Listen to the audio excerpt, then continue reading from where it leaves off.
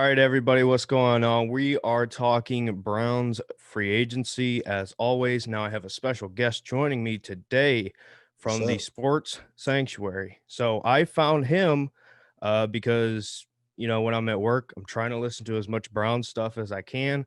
And I found his video series about how the Browns can get to be Super Bowl contenders or get to the Super Bowl. And I really enjoyed it. I liked his perspective. I liked what he had to say. So I said, "Hey, would you be interested coming on?" Here we are. So go ahead and introduce yourself. What's up, everybody? Like he said, I'm from the Sports Sanctuary. My name is Cassius Samuels, big Browns fan, lifetime Browns fan, my entire life. Uh, just grateful to be here. You know what I'm saying? Linked up with DF Sports here. He just happened to drop through on one of my videos. We had a quick conversation, exchanged a couple emails here and there, text messages or whatever, DMs. And here we are talking some Browns free agency because it's been really wild and kind of unwild at the same time. You know what I mean? Yeah.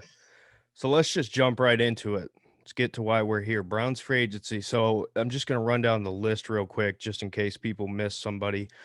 So far as meaningful guys, I'm not talking about Cody Parkey and the backup tackles, but the meaningful guys the Browns have signed: John Johnson, the third safety; Tack McKinley, defensive end; re-signed Malcolm Smith; re-signed Rashard Higgins; Troy Hill, cornerback; Anthony Walker, linebacker; and just last night, Malik Jackson, defensive tackle. So, Okay.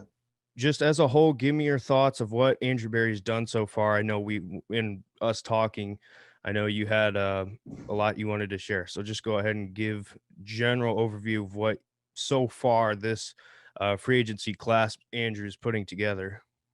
All right. Well, for me, it's been kind of a super roller coaster over the last couple of days. You know what I'm saying? Hmm. Especially when it first started, because I came in here with some high hopes. And, as a fan, I had my all. I already had like expectations of what I was wanting the Browns to do. Like, all right, we need to get in here and get us a elite pass rusher. That was the main thing I went in here because I knew there were a lot of pass rushers coming up.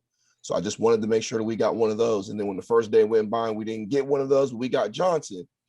Great sign. Was super excited. Like, yes, we need to reinforce that secondary. That's one of the things I was laying out in that video series you mentioned earlier. How the Cleveland Browns could go to the Super Bowl.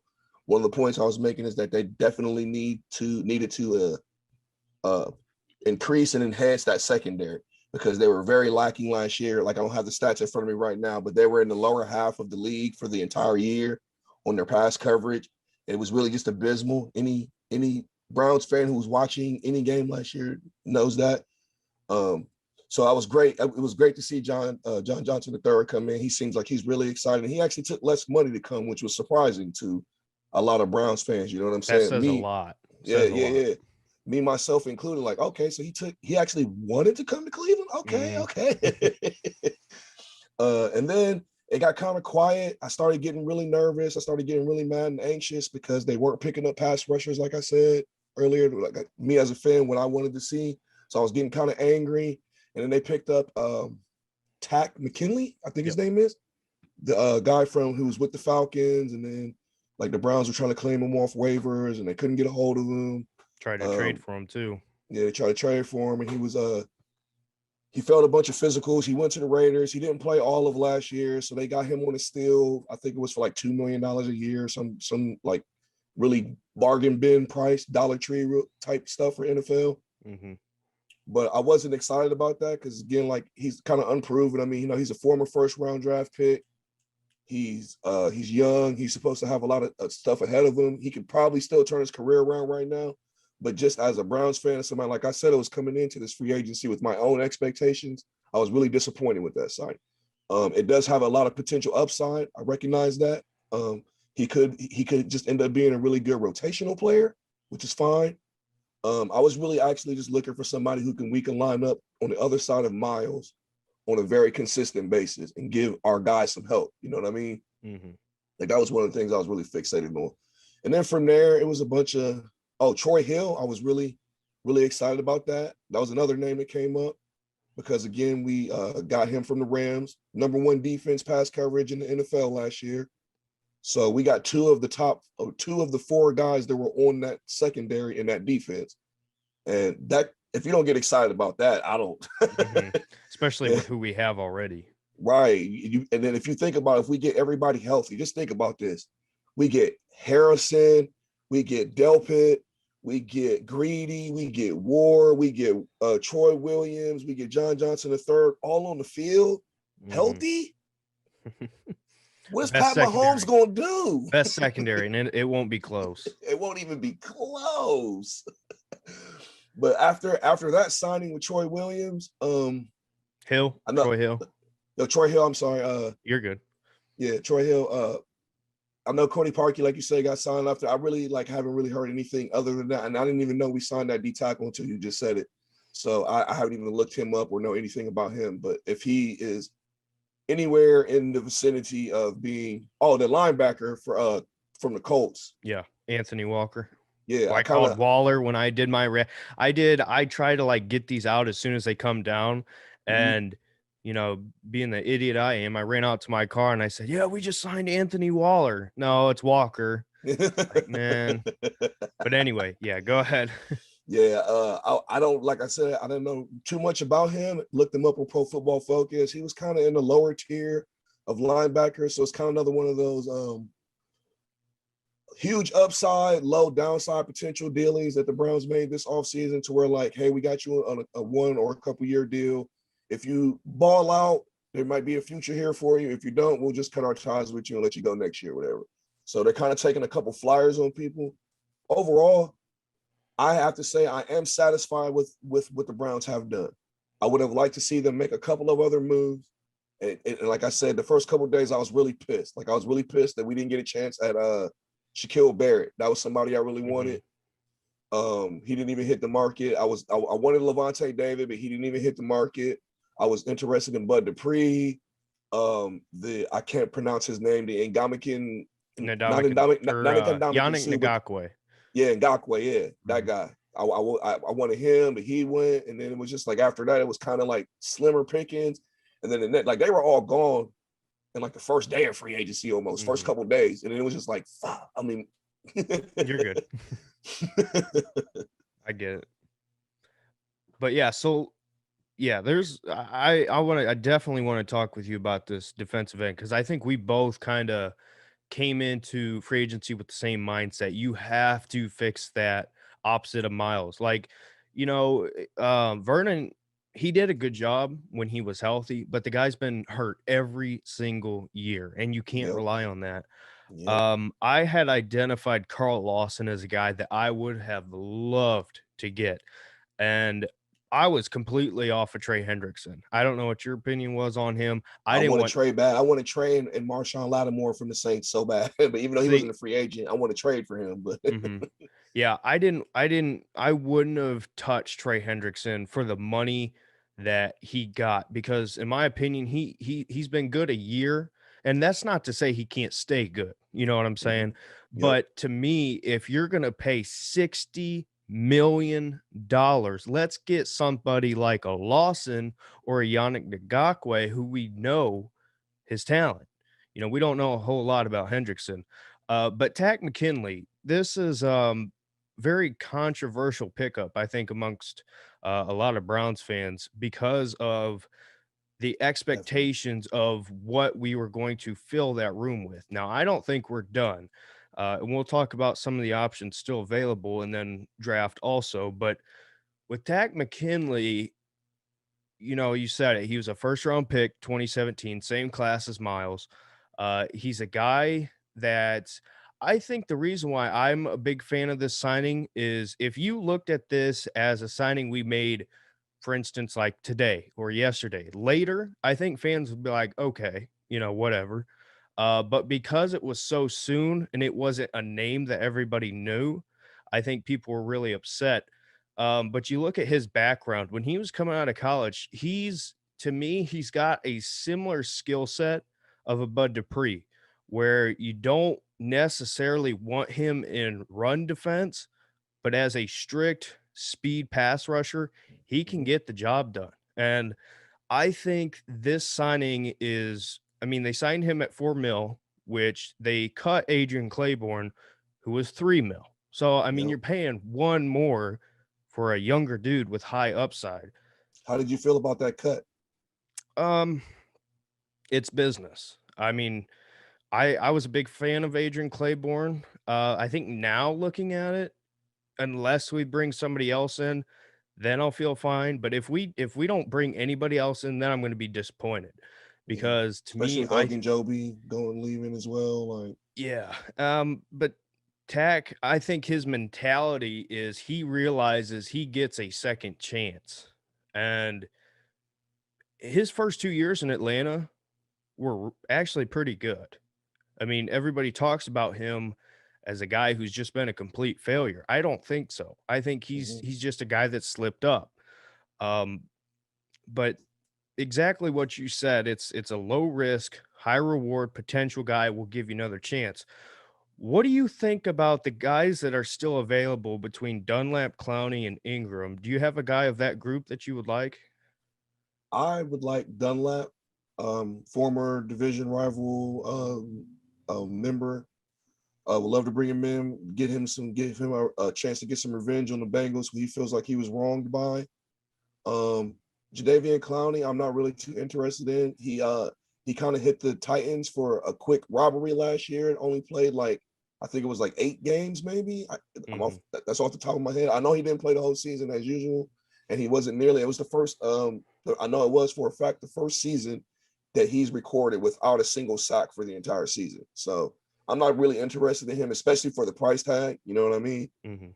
Um, but yeah, if we could get Dunlap, I would love to see that. But as far as everybody available now, I don't really have my mind set or excited about anybody. I'm kind of more so just looking towards the draft now and hoping that with these first couple rounds, we draft really strongly with like a linebacker or defensive end is really where I would go first because that's like I said, I came into this free agency with my personal number one fan priority as being a defensive end. Like that's what I wanted to give Miles some help up there because you see how Tampa Bay just dismantled the Kansas City Chiefs, and even though they were missing linemen and stuff, that's kind of the formula that you want. And as somebody who's going to be seeing who has to go through Kansas City to get to the Super Bowl in order for the Browns to get there, they're going to have to go through Pat Mahomes, and they're going to need, in order to beat him and get past him, they're going to need to be able to get pressure with four. They're going to need to be able to drop everybody else that they have available in the coverage and make his life as miserable as possible all day long. And I feel like for the first time in a long time, the Browns actually have a shot to do that with this secondary, as long as they let go of Sendejo. Oh man, I don't want to see him on the roster when the season starts. yeah, I think he's completely shut out from every Browns fan. Nobody, I don't think anybody wants him back. And I don't think anybody should want him back. But At you talked all. you talked about the draft, and I'm a big draft junkie. I absolutely love watching prospects and trying to, you can't necessarily look at a specific formula like some of these Mel Kipers do of who's going to Mhm. work out, but it's fun to me to watch these guys come out of college and see how they translate. At 26, to me, it's going to be interesting who's going to be there because there is really not a surefire number one guy. But to me, I think there's about five or six really good, solid defensive ends that the Browns could be in play at 26. Or Mhm. I don't know about how you feel about this. I think there is a real chance that Andrew Berry moves up to select one of these guys if he gets his eyes set on somebody. Do Hmm. you have a specific name that you're set on for Kai from college? I'm really bad with names, but I know the prospects that I'm thinking of. I really like the linebacker out of Notre Dame. I forget his name. Jeremiah Wusu Koroma, Yeah, JOK. he flies around. I like his moxie, all that, man. I would love to have him come play for the Browns. Um, there's this corner out of Northwestern, I think it is, Yep. or Newsom, Greg yeah, Newsom. Newsom, yeah, yeah. I like him for the secondary, and as far as the defensive ends go, I know that they're really deep this year in the draft. I'm not really, like you said, like in love with anybody though. Like there's a couple, three, four guys. Like I said, I'm really bad with names. Don't have them off the top of my head. Mhm. Um, But there's like 3 or 4 guys that if you said their names and show me, and I got to see the highlights real quick, I would be very, very satisfied if they are able to come in and make immediate contributions. Because I think that's what I think Andrew Berry should put a lot of priority on when he's drafting this year. Somebody who can come in and make immediate impact. Like, I Yep. don't want somebody coming in trying to make the roster or whatever. Somebody who can come in, earn their spot real quick, step up, hit the field when the season starts this year, and make an immediate impact. Yeah, and I think what you're seeing with Andrew Barry is he's willing to bring in depth. You know, what we talked about with McKinley. They also have Curtis Weaver, who they signed at a point last year. Malik Jackson, this happened last night.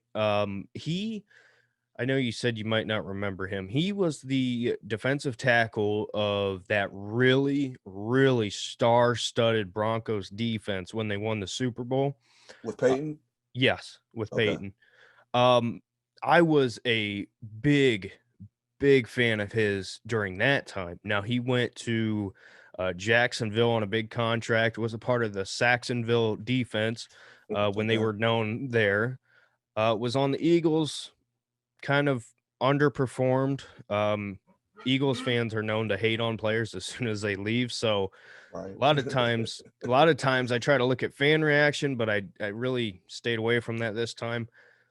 He's We'll see. At the very least, it's good depth.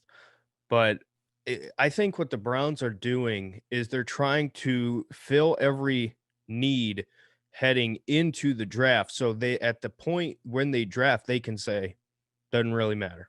Whoever's the right, best player there. right. Um, what position? I know we've talked about what we like, but what position do you think they're going to value the most when it comes to that first pick in the draft? I really think that they're going to go linebacker, and I don't think they're going to move up. I think it would be stupid to move up at 26. You know what I mean? Just kind of take where you're falling at in this position. You know what I mean? Just take the best available is the way I think you should go about it.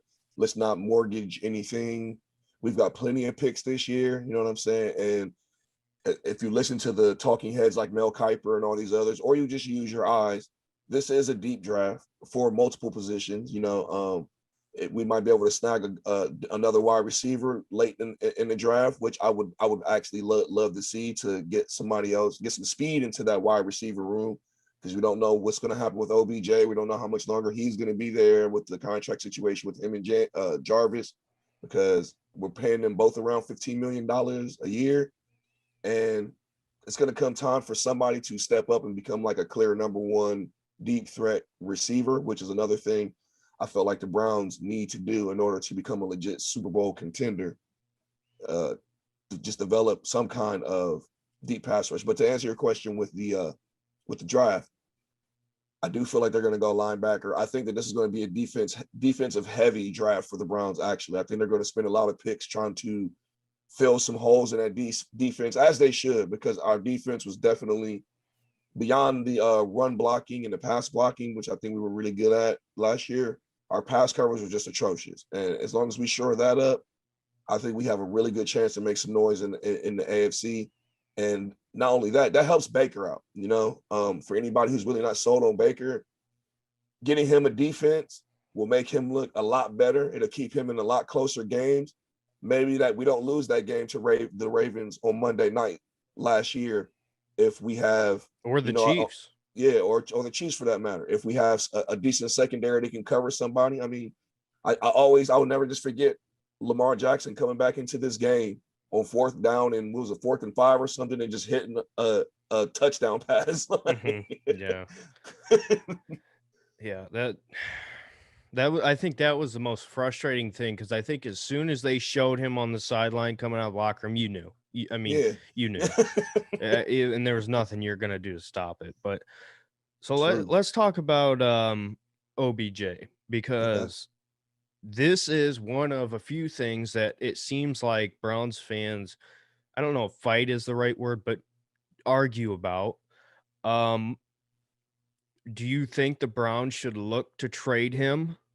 Well, first of all, I guess let me put it this way. Should they be listening to offers? Number one. You should always And listen to offers. okay. Always.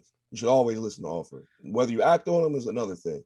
And I do think that at some point they're going to have to move or trade either Landry or OBJ. And to me, it doesn't matter which one it is. I just want the most productive one and the one that's going to be the more valuable down the line. I think Jarvis and OBJ are really valuable for their different reasons. I love Jarvis's ability to be a possession catch receiver. Like, you can get you some hard earned yards and he can break something big if he has the opportunity, but he's not really a deep threat. You know what I mean? You don't fear him for his speed or anything like that. He can get you to the sticks if you hit he's a great route runner. You know what I mean? Like, so I like that about him. And then OBJ kind of gives you that deep threat possible. But again, we're talking about price tags. And for what we pay them, we're not getting the production that we need. And I don't really know where you want to, as a Browns fan, when you want to put most of that blame. Is it mostly Baker? Is it the chemistry with him and OBJ or whatever the case may be? At the end of the day, the production is not there. And me as a fan, that's all I care about. Like, I love OBJ. I would love him to stay there if he's going to produce. And if he's just going to be a distraction to the quarterback, I need my quarterback more than I need him, as Baker proved that last year.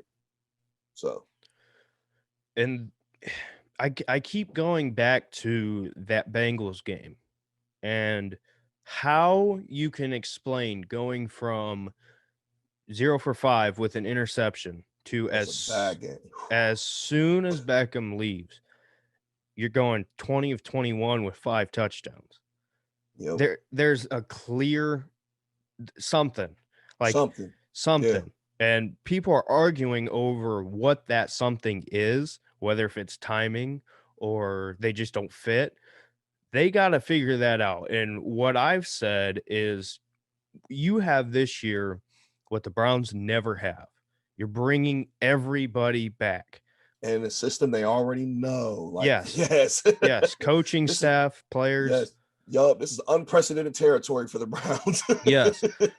So my biggest thing here is, listen, I don't care who has to do it. You got to sit down with OBJ and say, first of all, do you want to be here? Yes. Right. Okay, great. We would like you too. But here's the deal. We need to fit you into our offense, not our offense fit around you. Yeah, not the OBJ show. Exactly. Exactly. Because it's not going to work, because that's what Freddie Kitchens tried to do and it bombed. Now OBJ was still hurt, but so yeah, I think I'm in complete agreement there. Do you think with Kenny Golladay just now signing, I don't know if you saw that was news from today. With the Giants? Yes. Okay, yeah. How do you think the Browns look at the wide receiver room? Because the Giants now have Darius Slayton, who's a guy that's kind of come on. He started off pretty good and he's kind of leveled out. But they add a guy like Golladay and they add a guy like Kyle Rudolph and others.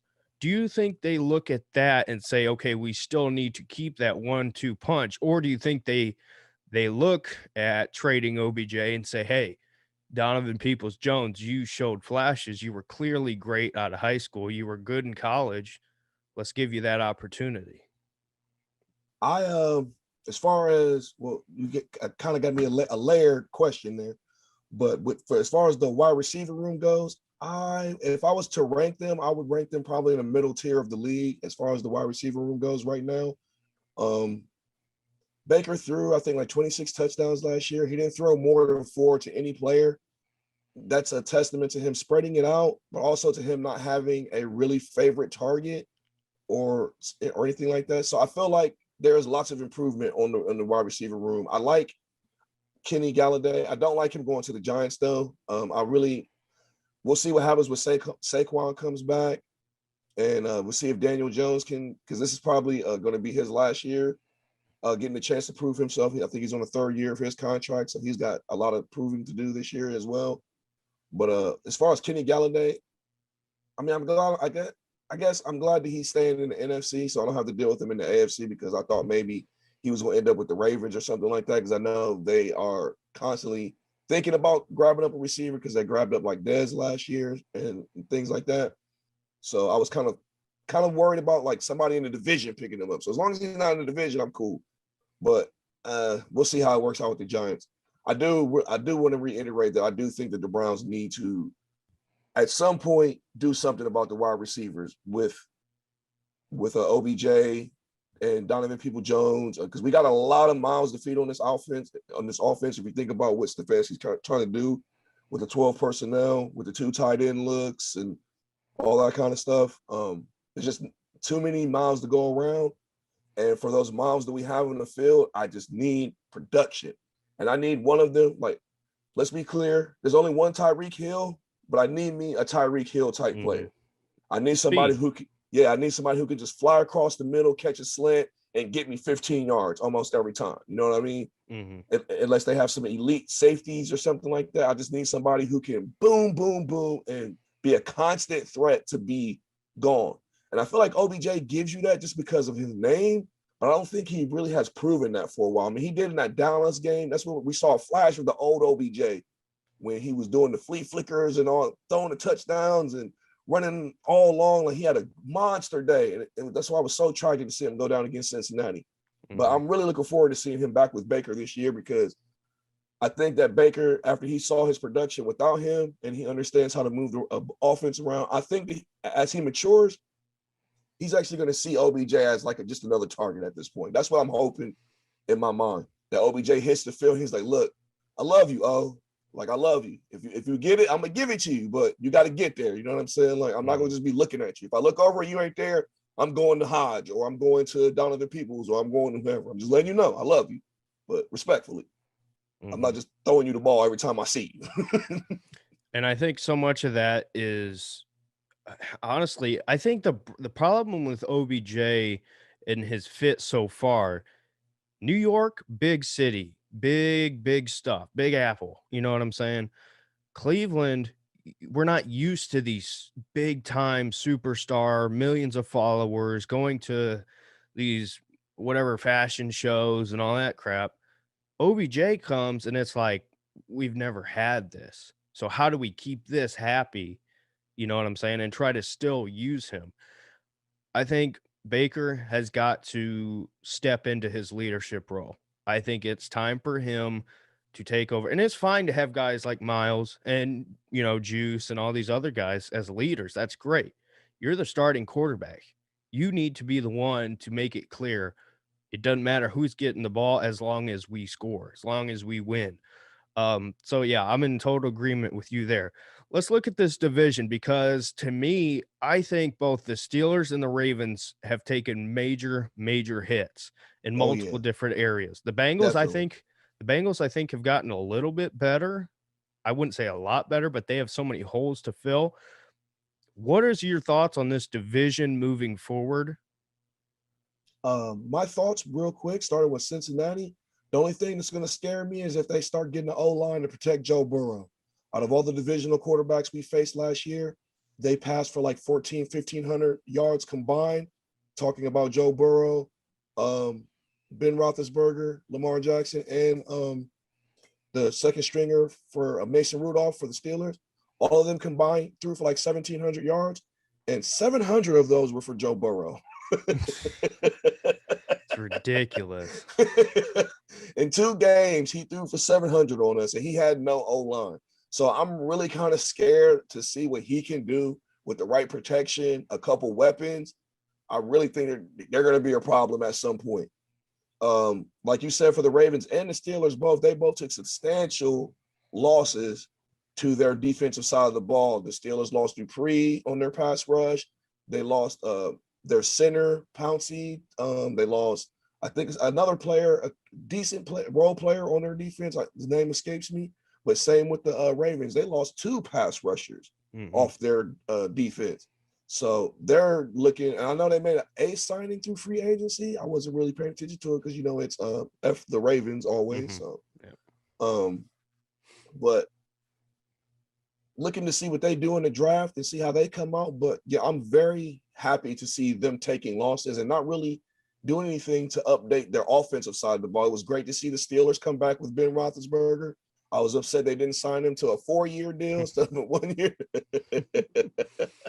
Yeah. I was great to. I was happy to see that still that the Ravens have not addressed the offensive side of the ball. It appears that they're just going to keep running with this run first mentality. They're just going to keep running Lamar Jackson into the ground, which is fine with me. Which means I won't have to worry about him in a couple years. You know what I mean? Like, Yeah. Oh yeah. Yeah.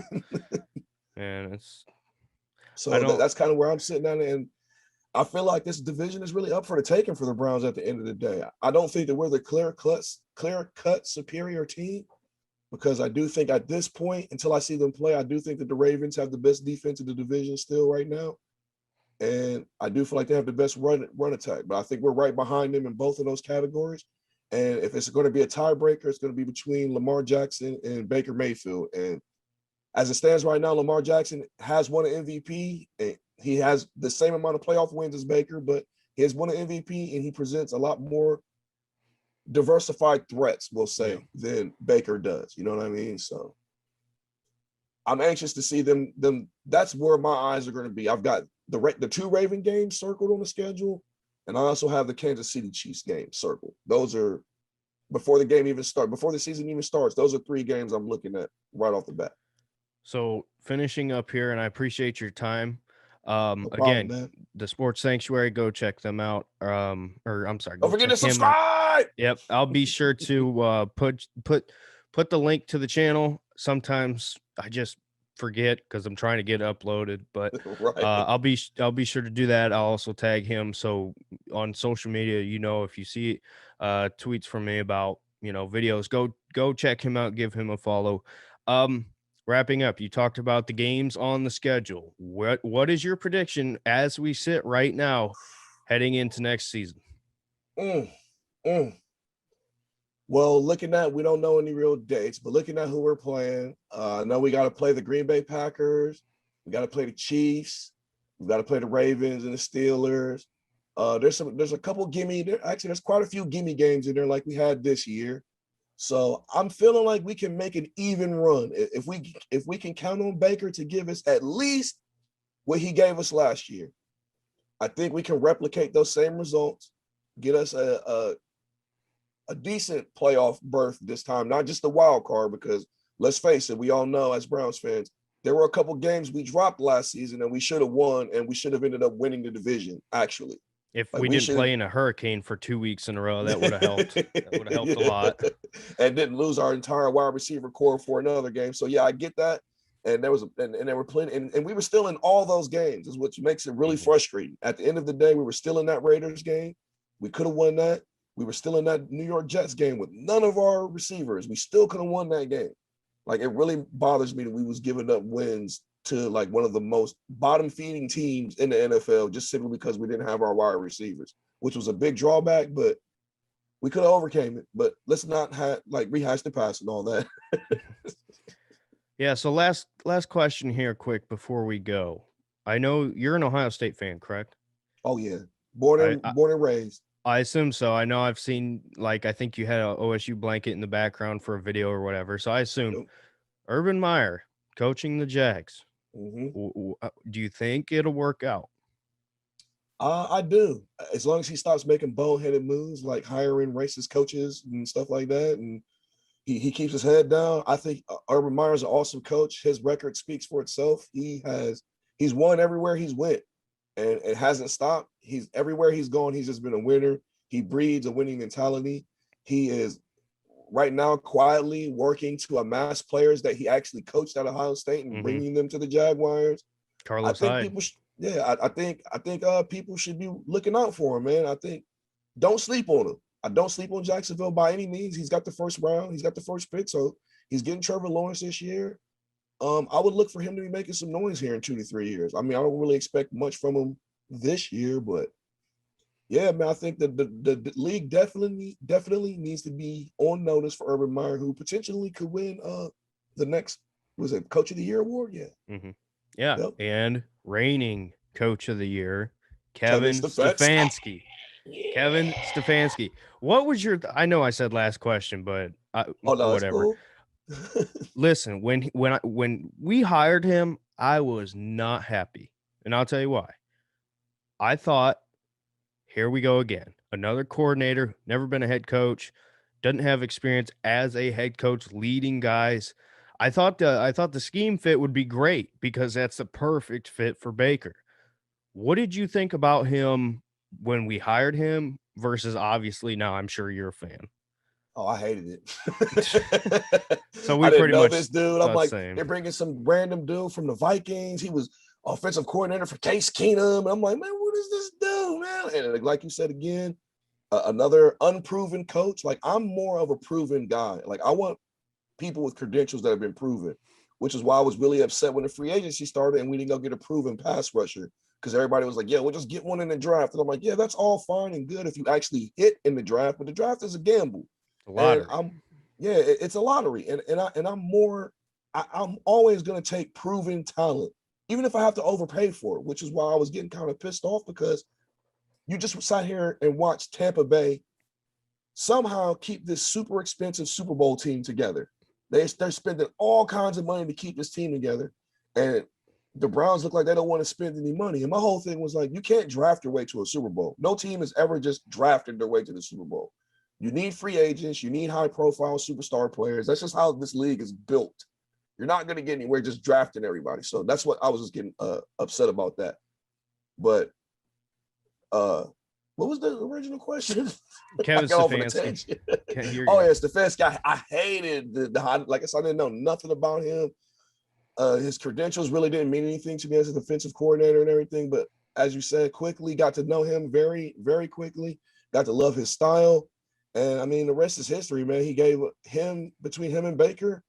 He actually saved Baker for me. I didn't even think that was possible because I've written Baker off, and I'm to a point now where I'm confident in Baker to be Baker, but I need for him to take another step if he wants to get this contract money like Dak just got. Because if he doesn't, I'm not giving you 40 million. I'm sorry. Mhm.